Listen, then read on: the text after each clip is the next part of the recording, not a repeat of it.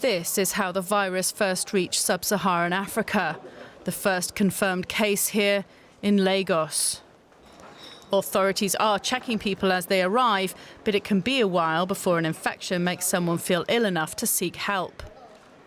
So the gentleman who came here apparently may have gotten infected at a point, but walked through the scene, the screening, with no symptoms. And by the time he got to his house, I think a day or two after, he started to feel unwell. And wisely enough, he went to a hospital. Nigeria's 4 functioning international airports are the focus now for intensified checks. But the virus has landed and people are concerned.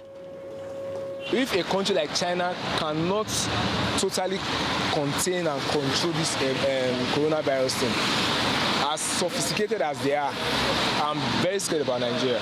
I'm very, very scared. And I just hope that the government will act very, very fast and prompt about this and make sure that the citizens are safe. I'm really, really scared that we had to allow this to get to us because we had ample time to prevent it. But fortunately, I'm scared. I just hope, let me sound religious here, pray that it doesn't get out of hand. Spreading the word will take a joint effort, the health minister said.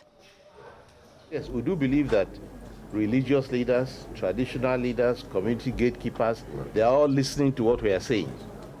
Because as a leader, definitely you don't want your people to get sick. And if you hear of this kind of advisory, I'm sure they all call their congregation and advise them to follow the guidelines that are being given. For now, officials are trying to trace all those who were on the infected man's flight. I'm joined now by DW reporter Uwais Idris, who was at the press conference with Nigerian Health Minister on Friday. Hello, Uwais. Nice to have you. Now, how are authorities trying to trace all those this Italian could have come into contact with? Well, what the Minister of Health in Nigeria said and the authorities are doing are trying to track all the people that might have traveled with this Italian person and then the people he might have come in contact with because he went to his house.